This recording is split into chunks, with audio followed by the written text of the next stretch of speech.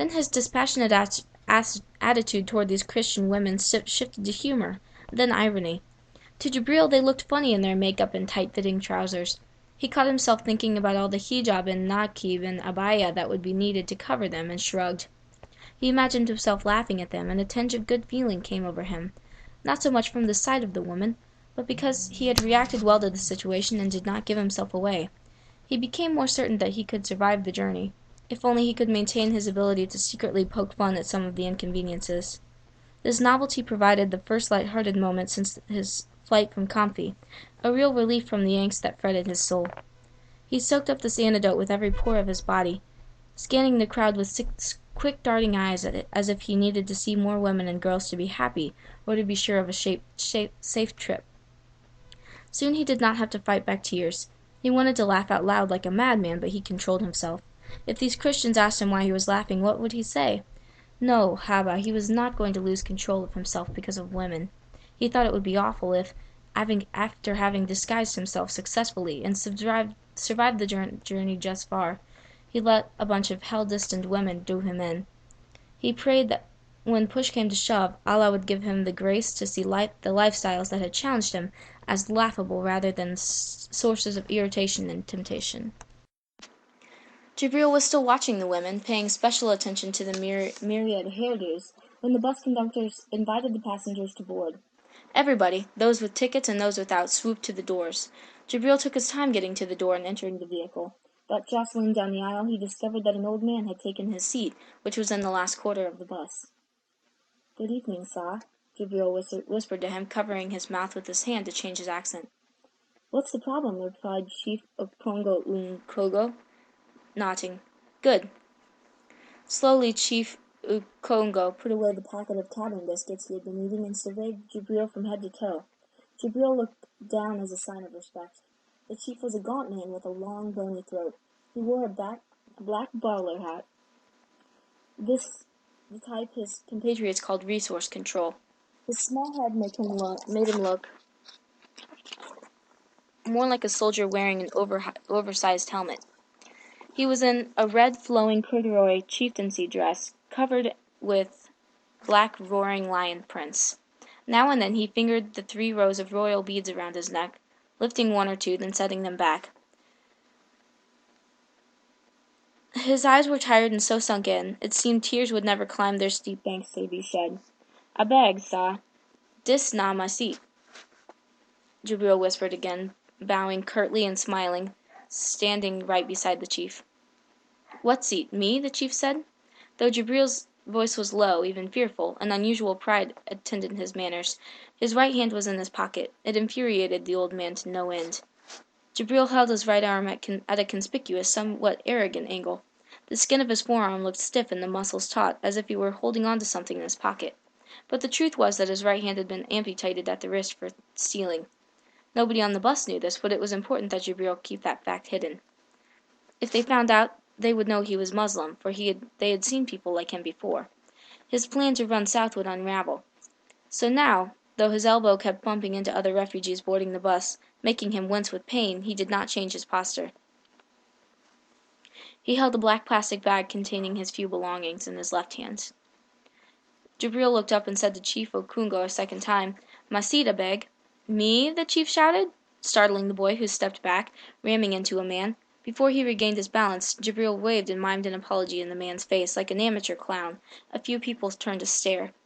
The bus had become rowdy, and refugees were stowing their luggage under seats and overhead. 5 seats from where Jibril stood, there were 2 university-age girls, Ijeoma and Tega, struggling and insulting each other over a piece of luggage. Tega, the taller of the 2, was dark as charcoal. Her dirty cornrows were decorated with a few colorful beads, which forced Jibril to keep looking at her in spite of the dirt. She was in a pair of bell-bottom jeans and a brown sweater and clogs. Ijeoma, the other girl, had lighter skin like Jibril. She wore an afro and had a lean face dominated by big eyes. She wore a white blouse over a short olive-green skirt and sandals. Now Tega was pulling the bag out of the overhead compartment, arguing that the compartment belonged to the person sitting under it. Ijeoma was stuffing it back in, saying that though she had 4 seats away, she had the right to stow her luggage there. Nobody paid them much attention. For a moment there was a ruckus by the door as two more people attempted to force their way onto the bus. But the two police officers who maintained security in the tradition of luxurious buses shut the door. Sighs of disappointment erupted outside. One man, who was wrapped up in a blanket to fight a vicious fever, asked whether the driver had returned from buying fuel. 5 people said no simultaneously, in voices that revealed different levels of frustration. One of them, a stout, restless man, started scolding the sick man. Emeka had a round face with little piercing eyes and wore a red monkey coat over a white shirt and black trousers. He had just a pair of black socks on his feet because he had lost his shoes running away from the fanatic Muslims.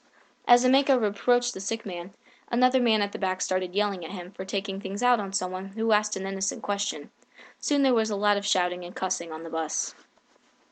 "I'm sure you are not waiting for me," the chief said, glancing at Jibril. "Yes." "You want to fight like those two women? I don't know why people are always fighting in this country." "No." "No, no, no. You can never be talking like me. Or to me." The chief shrugged. "I mean, look at me. Look at you. How old are you?" "16." "Better speak up, boy," the chief barked. "How old did you say you were?" The shout attracted attention, and Jibril became quiet. He resorted to sign language. He flashed the 5 fingers of his left hand 3 times, and then one finger. "Oh, now you're dumb," Chief Kungo said. "No." The chief sighed and shook his head, his face seeming to shut down in anger. He tapped his well-polished black shoes on the floor, then reached down and picked up his walking stick from under the seat. He waved it at Jibril. "You can't be talking to me. In which world? Just because they say democracy, democracy, you can't address me as you like. Who are you?" "Sorry, sah." "Sir? Listen, don't let the he-goat's face catch fire because of his precious beard. I don't blame you, but this so-called democracy, I must be addressed properly. Chief, chief, I'm not your equal." "Yes, chief." "Who are you?" Jibril looked down, praying that the old man would not insist on a name. The old man swallowed hard and lifted up his stick.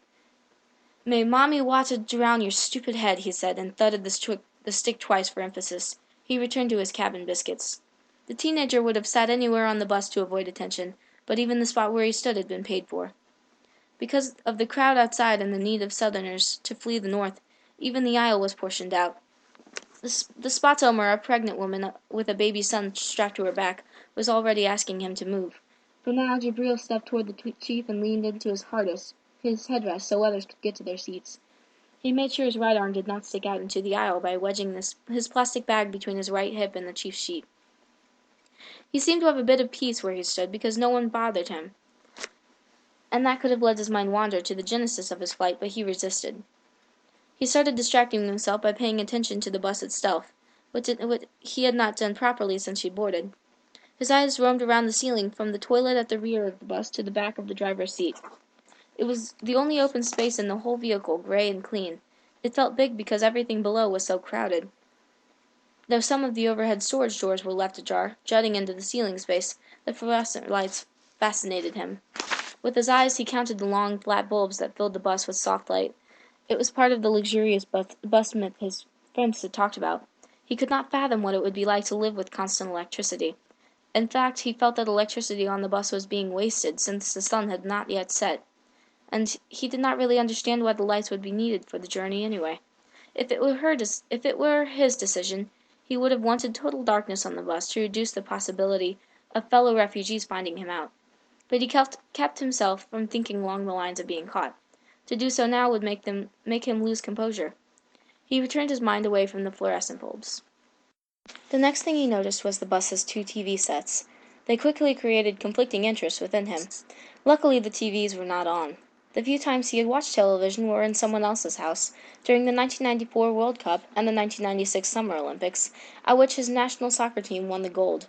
A boy of 10 in 1994, he had gone to watch with his uncle and his older brother Yusuf. The TV had to be run on a generator because NEPA could not be counted on, even in such times of national pride. Their host only allowed them to watch during play, and turned off the set during halftime for fear of scandalous advertisements. Of course, during the Olympics 2 years later, events like women's gymnastics and track and field were off limits. Now, the presence of the TVs on the bus worried Jibril and made his heart beat faster, for he had heard of their incredible powers of corruption.